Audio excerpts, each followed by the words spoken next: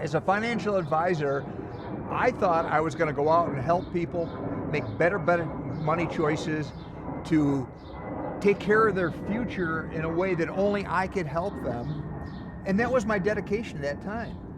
I became a very successful advisor with 2 national firms.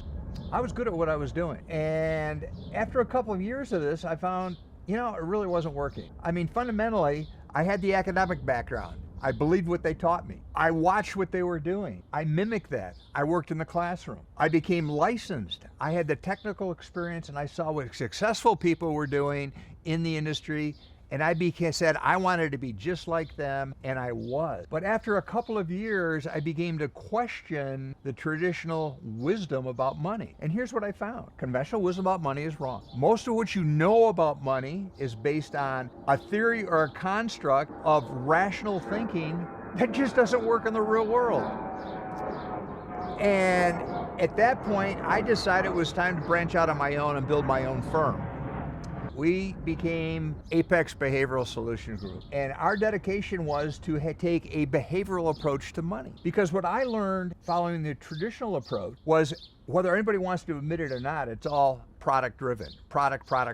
But after working with a lot of people and helping them buy product, I discovered that most of it, to be very frankly, was BS. It really was. Now, some of you probably already know that because you've been working with people, you watch the commercials, and it's amazing that what works for other people may not work for you. Or if you've married, have a partner, that you have different ways of looking and thinking about money. And that was an epiphany for me. In about 2010, I wrote my first book called Money Makes Me Crazy for my clients to help them make better money decisions.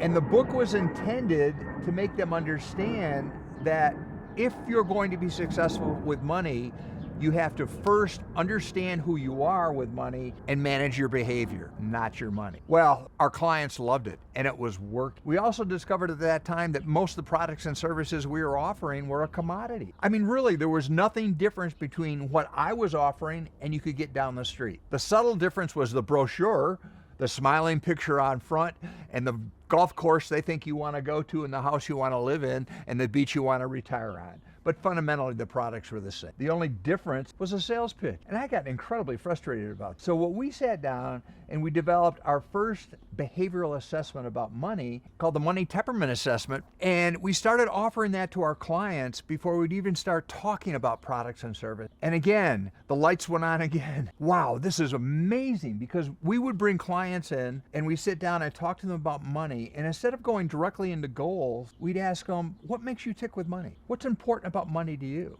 Why is it important? And 9 times out of 10, because we'd make sure everybody who was a decision maker would be at the table before we would work with them. It was usually a husband and wife, spouse, partner, whatever, and we'd make sure they would both be there, at least for the initial meeting, regardless of what they thought about money and how much they really wanted to be there.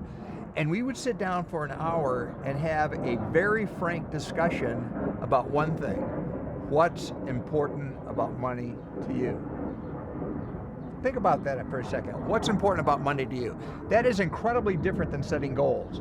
Goals is stuff, but what's important about money to you are usually things like family, legacy, important things that if they don't happen are going to cause you emotional anxiety. And it wasn't unusual to get people looking at each other and say, I didn't know you felt that way. I didn't know this is something that was important to you. And it didn't matter what it was, because it was there. And that's a lot different than setting a goal. You want to send a kid to college, you want to buy a house, you want to retire. Okay, those are goals. But what's the value behind it?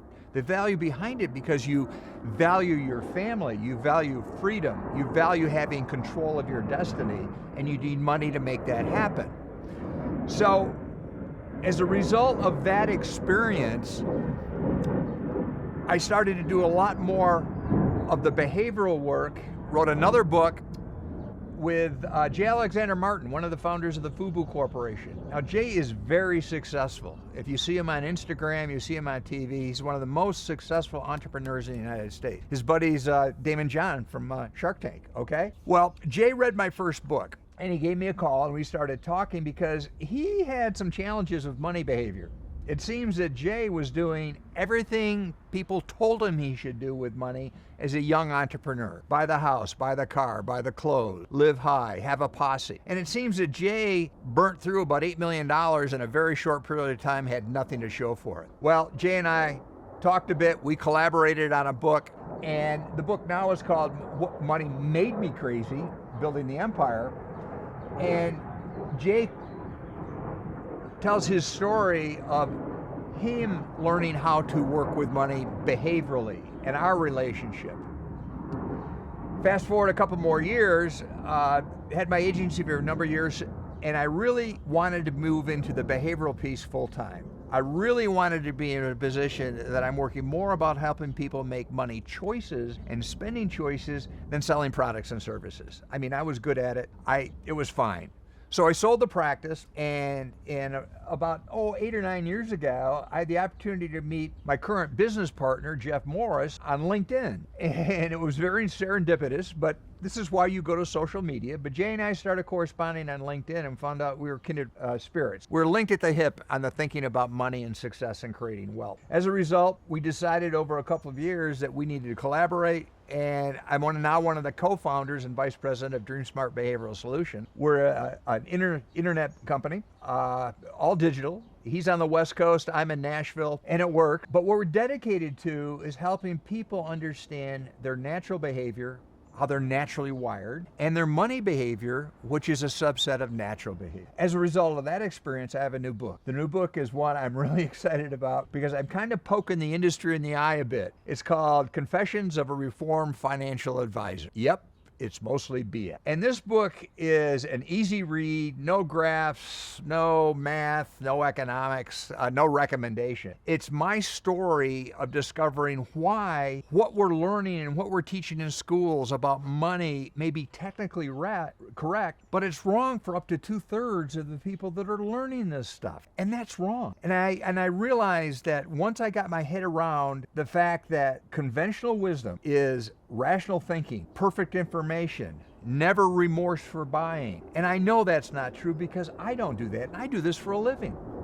I know you don't do that. Let's go back to the store. Why did you buy 2 extra gallons of ice cream that night? Okay, it wasn't on the list. Oh, you don't have a list. I get it.